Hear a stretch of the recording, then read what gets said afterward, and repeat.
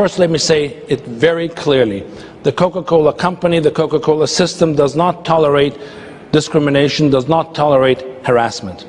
We are committed to fostering open, inclusive workplaces where all employees are respected and all employees are valued. And contrary to the allegations, our investigation has not...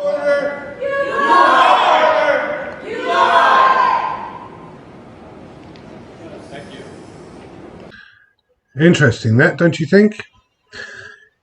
That video was taken in 2012 and they're talking about respecting their workforce. Everybody having an equal playing field. Then we come across this delightful thing, that Coca-Cola. Yes, we're having a conversation about Coca-Cola. See, Coca-Cola is everybody's favourite drink. How many people drink Coca-Cola?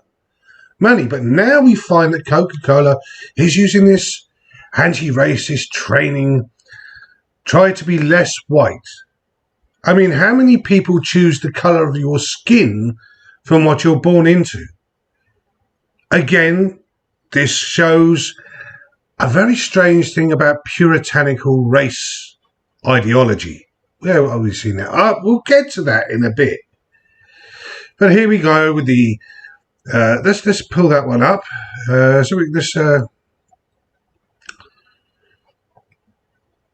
To be less white is to be less oppressive, be less arrogant, be less certain, be less defensive, be less ignorant, be more humble, listen, believe, break with apathy, break with solidarity.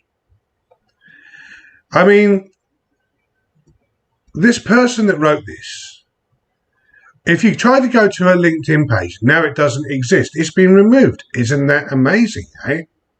That's part one. And this person's name is D'Angelo, Rebecca D'Angelo.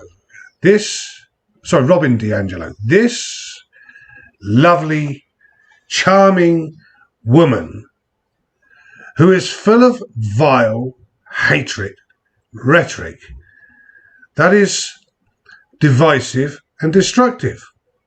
And of course, Coca-Cola has taken it on board. But Coca-Cola has an even darker history. You see, it might have a problem with whites now in 2021. But what about in the 1930s? Let's have a look, shall we? One of Coca-Cola's trips to the dark side begins with supporting the 1936 Berlin Olympics, the Nazi Olympics. While Britain was at war with Germany, Coca-Cola was still doing business behind enemy lines, advertising itself alongside the Nazi regime. As America entered the Second World War, the German bottler could no longer get hold of the sugar syrup to make Coca-Cola, so it invented a new drink for the Nazi market. That drink was Fanta. Ah, yes. So we have here documentation about Fanta. It's written in 2015, 3 years after the initial racial slur incident in 2012. Here we got a thing going on here. Coca-Cola has apologized for any offense caused by an online Fanta video after viewers suggested it referred to Nazi Germany as the good old times. Fanta was invented in Germany in 1940, and the video of Fanta's German website took a nostalgic look how scientists created the drink. But by referring to good old times, the brand faced a backlash from viewers who linked the comment to Nazi Germany. Coca-Cola has responded to say that although the product was invented in Germany during World War II, the brand had no association with Hitler or the Nazi Party. The online video was posted on Fanta's German website to launch Fanta Classic and explain how Fanta was created. Coca-Cola was a popular drink in Germany, but during the Second World War, raw materials needed for its production was scarce. Coca-Cola scientists in Essen which is in Germany, by the way, set out to develop a drink using alternative, more easily available ingredients during creating a drink in 1940 made with whey and apple pop. Fanta took its name from the German words fantastisch or fantasievoll, fantastic, imaginative. And of course, you can read on that one. And here we have how Coca-Cola became Hitler's drink of choice. According to the myth-busting mega site Snopes.com, now anybody that takes anything from Snopes, take it with a pinch of salt. So they're trying to defend Coca-Cola here. But here we have in the 1930s, Coca-Cola adverts, a German Coca-Cola ad in 1935, and of course Hermann Goering in 1935 was, oh yes, the Third Reich. But in 1936 was when it really showed Coca-Cola's true colours. Because here we had the Olympics where Jesse Owens won the gold medal, which stuck two fingers up at Adolf Hitler and his supremacist ideas. But Coca-Cola was still in bed with Nazi Germany.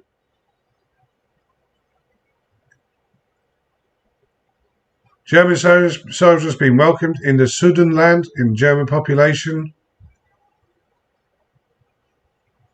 So we're going to Bandera and Ukraine. That's a different story for another day. But there you go. There's that one there. Now let's go here. Coca-Cola collaborated with the Nazis in the 1930s, and Fanta is the proof.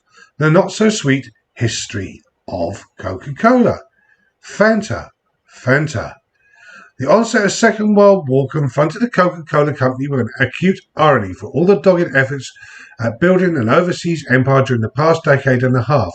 They could point to only one country that was a complete unqualified success: Nazi Germany. Frederick Allen's secret formula. In 1933, the year Adolf Hitler took power in Germany, Coca-Cola's local unit sold 100,000 cases. The subsidiary's finances were in shambles, however. Enter 30-year-old German businessman Max Keith, a giant of a man with an impressive, imperious air and a massive greatcoat. Keith, a born leader who terrified subordinates but commanded their respect, took over Coca-Cola's Germany's books and quickly put them in order. He then revolutionized sales, breaking records every year and eventually heading the company. One of Keith's first marketing triumphs was supplying the massive amounts of Coke to the 1936 Berlin Summer Olympics. Hitler was an evil man, but Coca-Cola didn't have a problem with this. And where was Franklin D. Roosevelt? Oh, I'll get to him another day, and how he's connected to IBM, and how they knew about what was going on with the Holocaust. Reports Nazi Germany and the Coca-Cola unholy alliance. Professor Peter Barton Hutt, Harvard Law School, an excerpt from the class paper reflecting Coca-Cola's collaboration with the Nazis. There's the video here from Mark Thomas exposes Coca collaboration with the Nazis. He's got actual documented evidence from the time. Keith supplied Coca-Cola for the athletes visited the 1936 Berlin Olympics, where Hitler was the proud host of the nation of the world, where Woodruff was a guest, and abundant of Coke advertising support of the Third Reich.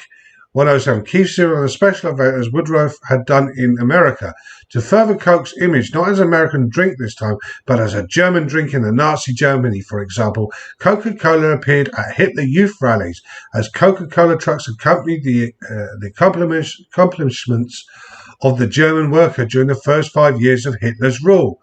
Coca-Cola set up a miniature bottling plant with a miniature train carting Kinder beneath it, at the very centre of the fair, adjacent to the propaganda office at 109 on March of 1938.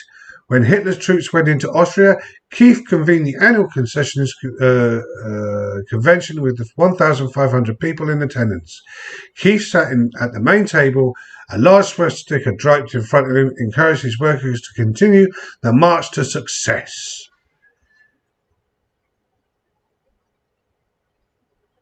See, even Michael Moore the fat, odious one, talks about Fanta. I haven't looked at that one yet, but because I can't stand the man, to be quite honest, but I should really look at him. And here is Mark Thomas's exposes Coca Cola. I will put that below. And here is the 2012 Ray Rogers challenging Coke CEO Muhtar Kent about racial discrimination.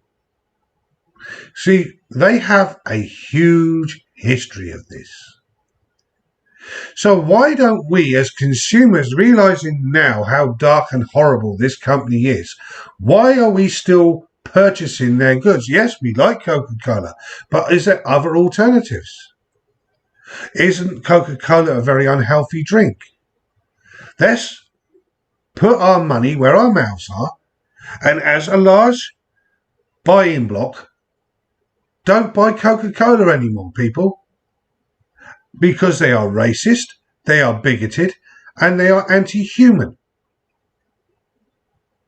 Now, before I finish this introduction into the conversation, I want to bring your attention to this young lady here, GOTHIX. Fantastic, brilliant, and I can't praise this person enough. Her presentation is exceptional. She's very clear, she's very precise, and she explains things very well. Well recommended, and yes, I would highly recommend her to people to watch. And of course, this other guy, young RIPPA 59, so some people might recognize him from The Blaze, but he has his own channel. Highly recommend this guy as well. He has a great insight into things, and he is very, very knowledgeable. And again, another person that puts it across in a better way than myself. So on my next conversation, I'm going to be addressing this lady, Jodie Shaw from the Smith College. The lady who was the whistleblower about the woke, white, racist teaching of children in these colleges, who is a self-professed liberal who voted for Biden. So in some respects, I have sympathy for her for the situation she was in, but there's another part of me that doesn't, because at the end of the day, she knew what she was voting in when she voted in Biden. Now, if it hadn't affected her in her workplace as much as it had, would she be in this position making this, or would she still be on the bandwagon promoting it? It isn't until it directly affects people do they suddenly realize what's happening, and they get woken up to it. Do I have a problem with her? No, I don't. I think she's an extremely eloquent and lovely lady, but I just do not have any sympathy for her because she voted for this. Her vote was for this. So upon that note, until the next time, tschüss.